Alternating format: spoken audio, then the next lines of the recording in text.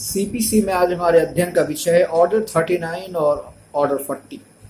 Order 39 deals with temporary injunctions and interlocutory orders, and Order 40 deals with receivers.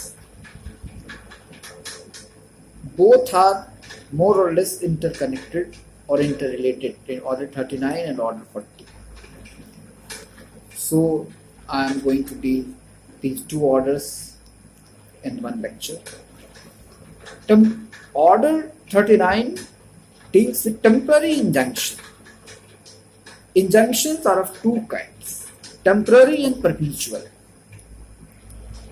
Order 39 deals with temporary injunctions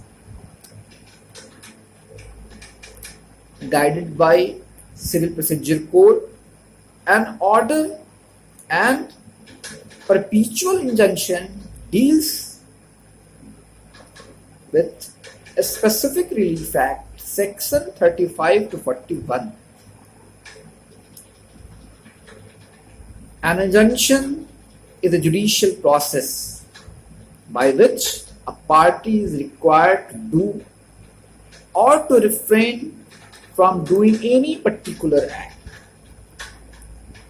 व्यायादेश injunction एक judicial process है जिसमें कोई भी पक्षकार कोई भी किसी भी खास काम करने के लिए कहा जाता है या किसी खास काम करने के लिए रोका जाता है for the time being till disposal of the suit और till further order of the court, यानी कि कोर्ट जब तक आदेश ना दे या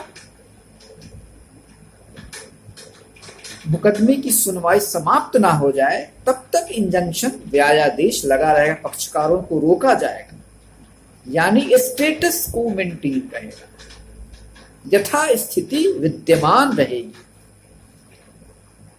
और परपीचुअल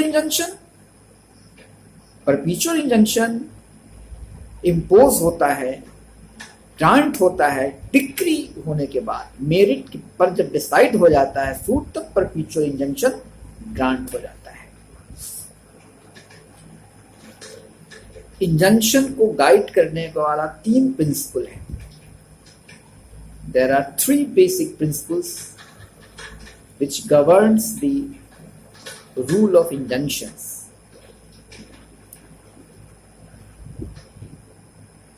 These principles applies in temporary injunction as well as in perpetual injunctions.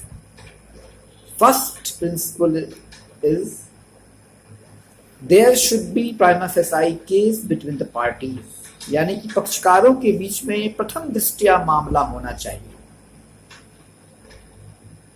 दूसरा, the plaintiff will suffer irreparable loss and injury if temporary injunction could not be granted or a status quo not imposed. Irreparable loss and injury, ये बहुत विधि निर्माताओं ने इस शब्द का जो इस्तेमाल किया है बहुत एप्रोप्रिएट तरीके से, यानी कि अगर अभी इंजंक्शन नहीं इम्पोज किया जाएगा, व्यायादेश को इम्पोज नहीं किया जाएगा, व्यायादेश ग्रांट नहीं किया जाएगा, तो वादी को इररिपेरेबल लॉस एंड इंजरी होगा। इररिपेरेबल जिसे रिपेयर नहीं कर सकते, ऐसा लॉस और इंजरी जो रिपेयर नहीं किया जा सकता है, रिपेरेबल नहीं है किसी भी हालत में, और जिसको मनी के टर्म से कंपनसेट भी नहीं किया जा सकता है। आप कितनी सारी मनी दे दें, कितना सारा दौलत लुटा दें उस पर, लेकिन एक ऐसा लॉस और इंजरी जो प्लेंटिफ को लगेगा अगर उसका जो प्रॉपर्टी है वेस्ट हो जाएगा, तो प्रॉपर्टी जो वेस्ट हो गया वो दूसरे प्रॉपर्टी से उसका कंपनसेट नहीं होता है।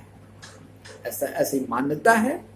मान्यता क्या, ये प्रैक्टिकल लाइफ है कि आपकी एक प्रॉपर्टी चली गई, इसके बदले में 1000 प्रॉपर्टी आपकी आ जाए, लेकिन वो चीज जो आपकी चली गई, वो इंजरी जो आपको हुई, वो जो लॉस आपका जो हुआ उस प्रॉपर्टी के जाने से, उस प्रॉपर्टी के वेस्ट होने से, वो दुनिया भर की दौलत मिल जाएगी, वो आपको नहीं आ पाएगा। वो जो मेंटल इंजरी आपको हुआ, हो सकता है फिजिकल इंजरी ना हो, लेकिन वो जो इस प्रॉपर्टी के जाने से जो मेंटल इंजरी आपको हुई, तो that plaintiff will suffer irreparable loss and injury. And thirdly and lastly, the balance of convenience lies in favor of the plaintiff. सुविधा का भार वादी के पक्ष में झुका हुआ है. Balance of convenience lies in the favor of plaintiff. So there are three basic principles of injunction: imposing and granting injunction.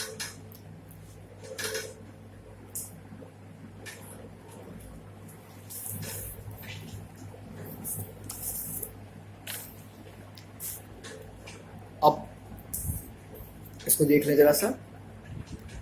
Order 39 Rule 1, wherein any suit is proved by affidavit or otherwise, आपको injunction का जो petition आप file कीजिएगा तो उसको prove with affidavit, that any property in dispute in a suit is in danger of being vested, damaged or alienated by any party to the suit or wrongfully sold in execution of a decree.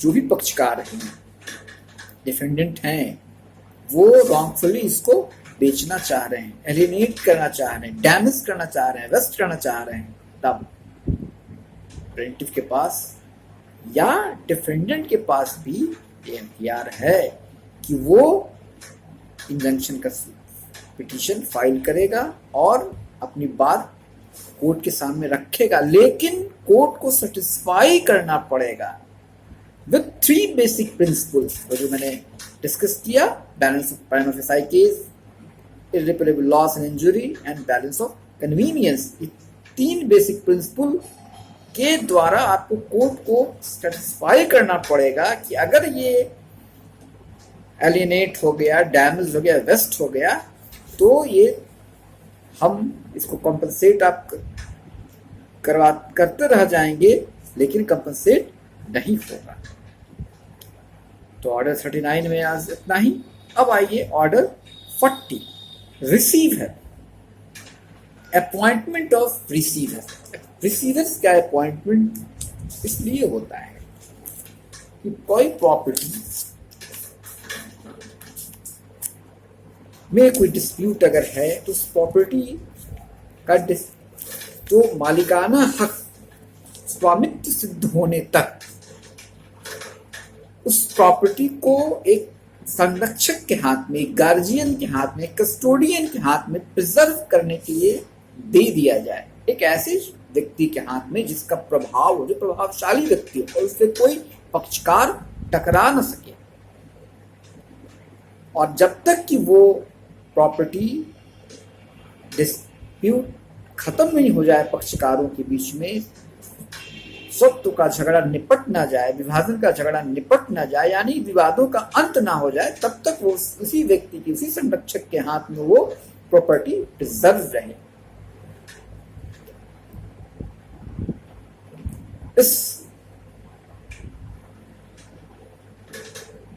जब तक कि वो judicially determine ना हो जाए वो rights parties के बीच में, तब तक वो प्रॉपर्टी प्रिजर्व होती रहे. लेकिन रिसीवर की का अपॉइंटमेंट कब नहीं होगा कि एक बोनाफाइड पोजेसर उस प्रॉपर्टी का है. यहां डिफरेंस है. बोनाफाइड पोजेसर मतलब कि कोई पक्षकारों के बीच में कोई झगड़ा है नहीं, बोनाफाइड पोजेसर उसका है, लेकिन तो उसमें रिसीवर नहीं अपॉइंट होगा. लेकिन जहां डिस्प्यूट, थोड़ा सा भी डिस्प्यूट है, लगता है कि डिस्प्यूट है, और बोनाफाइड पोजेसर अगर है भी लेकिन उसका चल नहीं रहा है, या बोनाफाइड पोजेसर नहीं है, वो कह रहा है कि मैं बोनाफाइड पोजेसर हूं, वो कह रहा है कि मैं बोनाफाइड पोजेसर हूं, तब रिसीवर वहां अपॉइंट नहीं होगा. तब वहां रिसीवर अपॉइंट होगा, वहां रिसीवर अपॉइंट होगा, लेकिन जहां बोनाफाइड पोजेसर है वहां पर रिसीवर अपॉइंट नहीं होगा. साथ ही साथ इसका जो लीगल कॉन्सिक्वेंस है रिसीवर के अपॉइंटमेंट का वो 5 प्रकार का होता है, यानी कि रिसीवर के अपॉइंटमेंट का 5 कॉन्सिक्वेंस है, लीगल कॉन्सिक्वेंस। पहला है, property in the hands of the receiver cannot be attached without the court's permission. Property in the hands of the receiver cannot be attached without the court's permission. दूसरा है, no party can enter into an agreement with him so as to restrict and control his powers or for payment of any remuneration to him. Third है, receiver cannot purchase the property over which he is receiver. चौथा है, he cannot be sued nor can be sued without the leave of the court. और पांचवा अंतिम है, he has to account to the court for gain or loss, and if he fails to account or pay the account due or occasions lost by his conduct, the court may realize it from him by attaching and selling the property.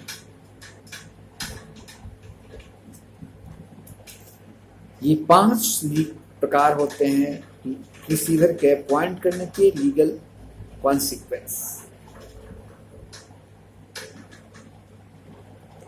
Legal receiver appoint करना भी court का description है। Injunction grant करना और receiver appoint करना दोनों ही discretionary matter है।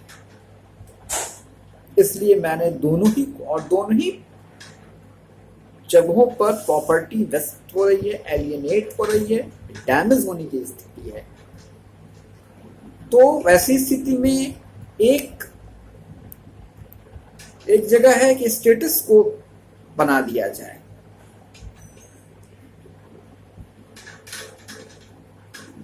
Status को ग्रांट कर दिया जाए till disposal of the suit.